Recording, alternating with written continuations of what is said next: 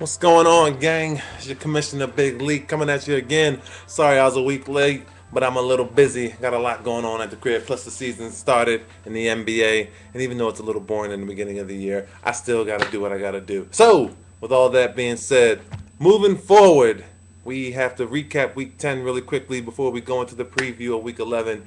As I said before, I was away, but I could care less if you are upset. And with all due respect to the ADD brothers in this league, I'm going to be quite quick going through this. So I don't want any more commissioner complaints. So, starting things off, the Fly Jocks, forever living young, my little brother Corey, lost again. There's a surprise. To the Rex Ryan chumps, I won't say all that word because I have kids now, man. I can't be all foul mouthed and everything, especially on video. They're going to see this one day. So, 121 to 101. Corey moves to 3-7. Rex Ryan chumps. My man Matt Harding moves to 7-3, trying to put a stranglehold on the league. I think he currently sits in first or second place. Matt Cassell for Rex Ryan put up 46 points. That was a great pickup by Matt. And Mark Sanchez, who is doing a lot better than most people may have thought this year, put up 30 points for my man Corey in a losing effort. Microphone Fiend, cool name for my man Jeb Locke. In the barn burner against Team Washington, my man CJ, don't count out Miami University in college football just yet. Both teams sit at 5-5. 137.6 to 132.4 was the final in this one as Matt Ryan led Microphone Fiend with 33.5 points, and TCJ Washington was led by Joe Flacco with 27.3 points. Both teams are poised for a playoff berth, and we'll see what happens as these two talented rosters do battle for the rest of the season. Team Sam Hilliard. Sam, don't send me a whack trade proposal. Hilliard against Young Money. This was the battle of the Titans as Team Young Money won in an 83.9 to 65.8 lackluster game.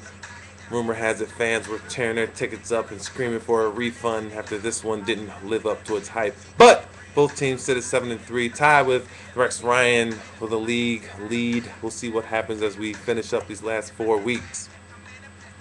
The University City Bottom Boys, my man Milo Dabney, got a big win against the Rough Riders, a.k.a. Ike Mitchell, who was the one other party in that Sam Hilliard debacle of a trade in week 2.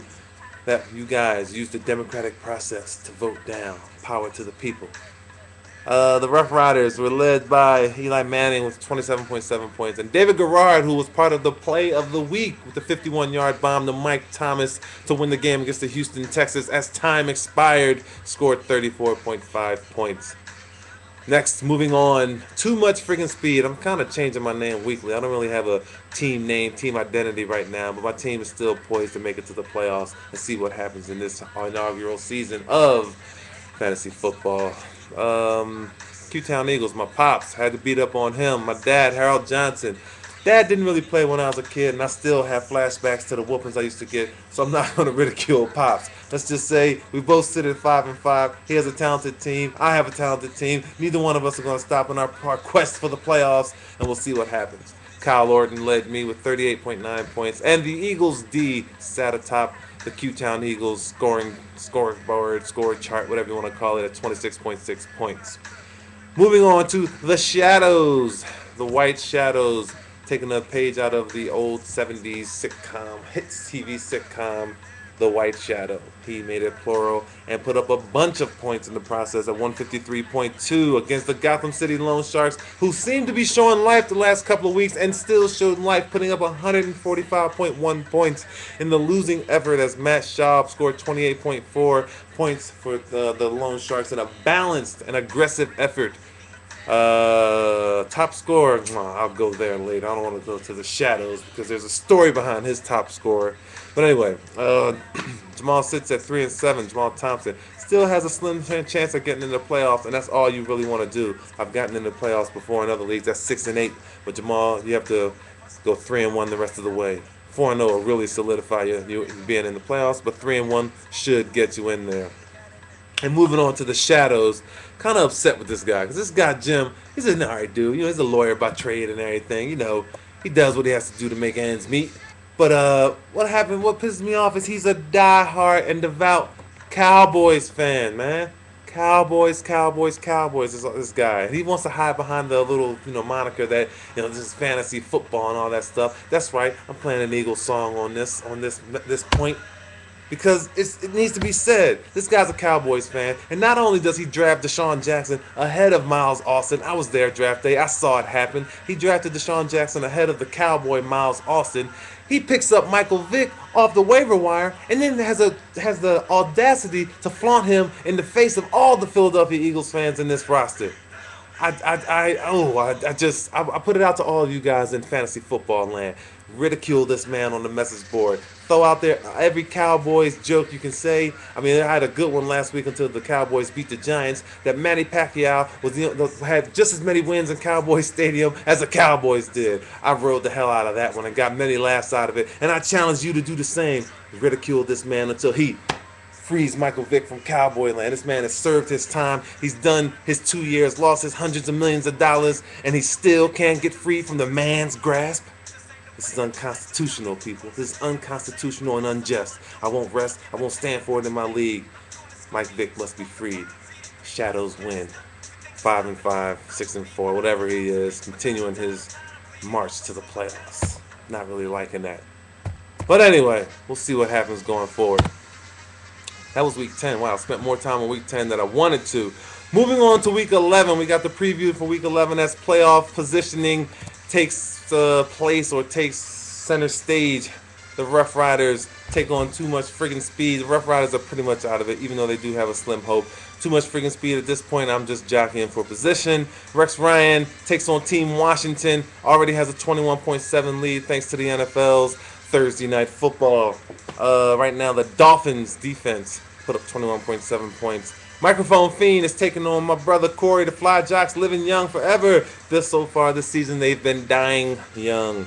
3-7, but he still has a chance to make the playoffs if he can finish strong. Microphone Feed 5-5, jockeying for position as I am. Team Young Money with a talented roster, and my man, the quiet one, Christian Patesic, who's a big baller shot caller down at MSG or up at MSG in New York City, takes on Milo Dabney and his University City Bottom Boys of Philadelphia. Both teams have their sights set on the playoffs, although Young Money is looking a little higher than Milo Dabney at 7-3.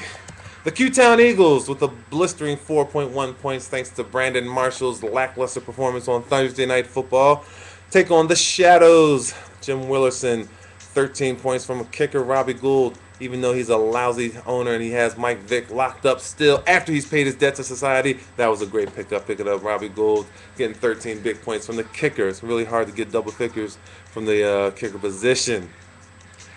Both teams, again, still alive in the playoff hunt. We'll see how they finish up as the season goes along. And finally, the Gotham City Loan Sharks, with the slimmest of playoff hopes at 3-7, take on Team Hilliard, who already has 23.2 points in this one, thanks to Matt Forte's 16.4 points and somebody else getting the rest of them. 7-3, Sam Hilliard is taking on 3-7, Jamal Thompson. I'm rooting for my man Jamal Thompson. DU mothers, Drexel lives on forever. Take him down, Jamal. I need an upset. I need to make up some ground in this league. So that's it. That does it for the Any Given Sunday Fantasy Football League Week 10 review and Week 11 preview. A lot has happened. A lot is always going on, man. We got the Federal Reserve just printing up money like there's no tomorrow, man. We got Republicans taking over the House. It's anarchy all over the world, but fantasy football brings us back to life, fellas. You guys stay tuned, stay involved. Hope you had a great week, and I hope you have an even better weekend. I'm your Commissioner Big Leak, signing off. Peace.